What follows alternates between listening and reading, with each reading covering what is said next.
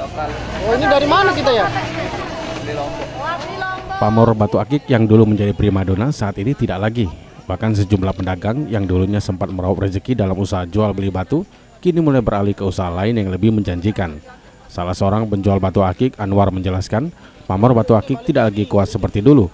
Bahkan akhir ini banyak yang menjual batu akik daripada yang membeli.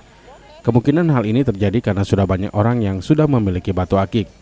Ia mengaku jika dulu dalam sehari dapat laku satu kotak dengan isi 100 batu akik. Namun saat ini paling hanya laku 1 atau 2 batu akik per hari.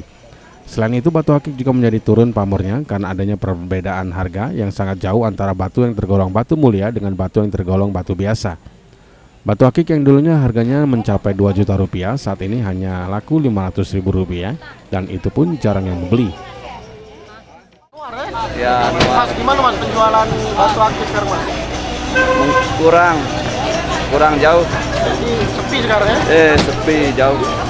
Sehari bisa laku berapa biasanya? Sekarang cuman satu hari 1 biji, 2 biji ya. Dulu satu kotak bisa habis. Kotak isi Ya, berapa? 100 biji bisa. Wibisono, PAL TV.